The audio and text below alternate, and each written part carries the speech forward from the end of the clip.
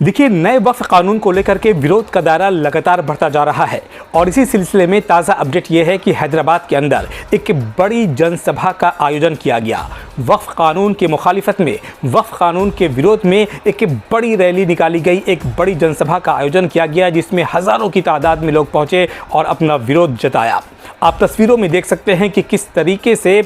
हैदराबाद के अंदर जो असदुद्दीन ओवैसी की पार्टी ऑल इंडिया मजलिस इत्तेहादुल मुस्लिमीन का मुख्यालय है, पार्टी दफ्तर है दारुस्सलाम, वहाँ पर ये लोग जमा हुए थे। आप इन तस्वीरों में देख सकते हैं कि हज़ारों की तादाद में लोग जो है पहुँचे हुए हैं। देश के अलग अलग हिस्सों से, अलग अलग कोनों से, देश के अलग अलग राज्यों से, अलग अलग शहरों से लोग पहुँचे हुए हैं और एक जनसैलाब की जो तस्वीर है वो आप देख सकते हैं अपने मोबाइल स्क्रीन पर कि किस तरीके से लोगों का एक बड़ा हुजूम उमड़ पड़ा है। वक्फ कानून के खिलाफ इस बड़ी जनसभा में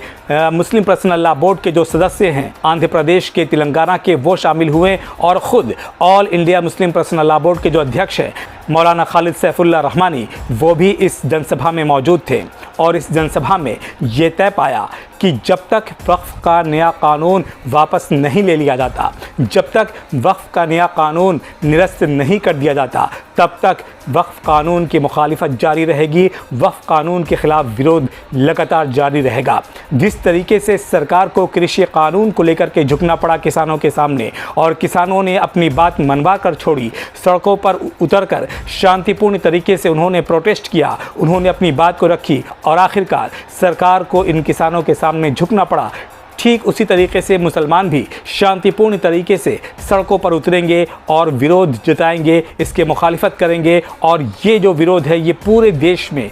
हर शहर में, हर गांव में, हर कस्बे में, हर ज़िले में होगा। ये तमाम चीज़ें जो हैं वो तय पाई हैं और बताया गया लोगों को कि ये कानून किस तरीके से मुसलमानों की जायदाद को, वक्फ की संपत्ति को हड़पने की कोशिश की गई है। बताया गया कि इस कानून के ज़रिए वक्फ बोर्ड को, वक्फ काउंसिल को किस तरीके से कमज़ोर करने की कोशिश की गई है। ये बताया गया, मुसलमानों को ये जानकारी दी गई कि लोगों को जाकर के आप बेदार करें, लोगों को जाकर के आप जागरूक करें कि किस तरीके से मुसलमानों को और ज़्यादा कमज़ोर करने की कोशिश की जा रही है।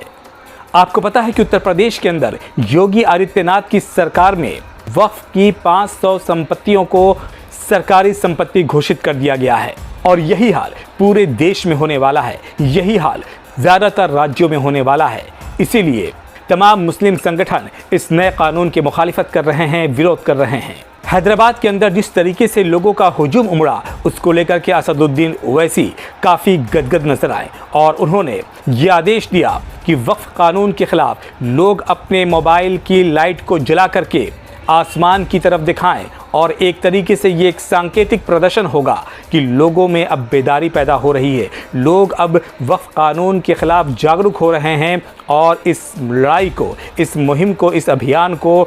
लोग देश के कोने कोने तक लेकर के जाएंगे। हर ज़िले में, हर शहर में, हर कस्बे में, हर राज्य में इस तरीके की जनसभा का आयोजन वक्फ कानून के ख़िलाफ़ किया जाएगा और विरोध रैली निकाली जाएगी।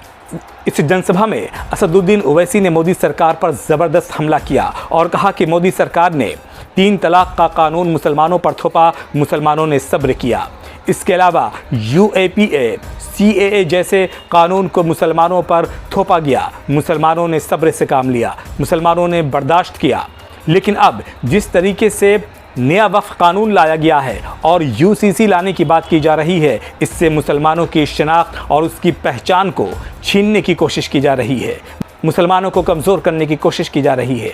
असदुद्दीन ओवैसी ने ये सवाल उठाया कि आज आलम ये हो गया है, आज हिंदुस्तान का माहौल ये हो गया है कि सुप्रीम कोर्ट के ख़िलाफ़ भी अब आवाज़ उठने लगी है। BJP के जो नेता हैं, NDA के जो लोग हैं, वो अब सुप्रीम कोर्ट को भी नहीं बख्श रहे हैं, सुप्रीम कोर्ट को भी नहीं छोड़ रहे हैं और सुप्रीम कोर्ट को भी लेकर के आपत्तिजनक टिप्पणी कर रहे हैं, सुप्रीम कोर्ट पर सवाल उठा रहे हैं। BJP के जो नेता हैं निशिकांत दुबे, झारखंड से ये आते हैं, उन्होंने सुप्रीम कोर्ट को लेकर जो विवादित और मुतनाज़िब बयान दिया था कि सुप्रीम कोर्ट अगर कानून बनाएगा तो फिर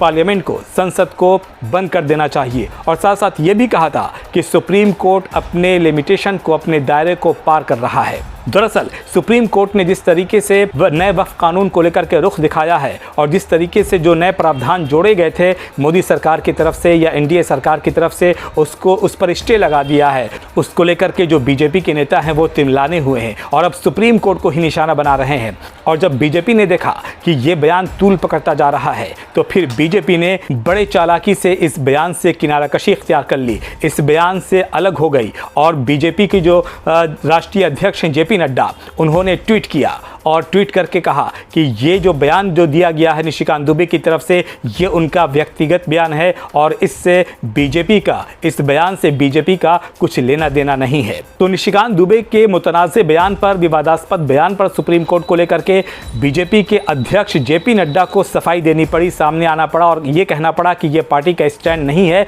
बल्कि ये निशिकांत दुबे का व्यक्तिगत बयान है, ये उनका निजी मामला है। लेकिन हठधर्मी देखिए, अभी 24 घंटा भी नहीं गुजरा था बीजेपी के राष्ट्रीय अध्यक्ष को सफाई देते हुए उनके बयान पर कि एक और मुतनाज़े बयान, एक और विवादास्पद बयान दे दिया और उन्होंने पूर्व चुनाव आयुक्त एसवाई कुरैशी पर निशाना साधते हुए कहा कि ये पूर्व चुनाव आयुक्त नहीं बल्कि मुस्लिम आयुक्त हैं। और निशिकांत दुबे ने ये आरोप लगाया कि एसवाई कुरैशी जब चुनाव आयुक्त थे उस दौर में बंगाल के अंदर और झारखंड के अंदर कई बांग्लादेशियों का वोटर आईडी कार्ड बनाया गया और उन्हें नागरिकता दी गई, इस तरीके की बात की गई है। तो आप देख रहे हैं कि किस तरीके से जो बीजेपी के नेता हैं वो लगातार बयान पे बयान देते जा रहे हैं और ऐसे ऐसे बयान दे रहे हैं कि अगर इस तरीके का बयान अगर कांग्रेस पार्टी की तरफ से आ जाता या फिर किसी दूसरे अपोजिशन पार्टी के लीडर की तरफ से आ जाता तो फिर कोहराम मच जाता, बवाल मच जाता, हड़कंप मच जाता और तमाम मीडिया वाले इससे विवादास्पद बयान,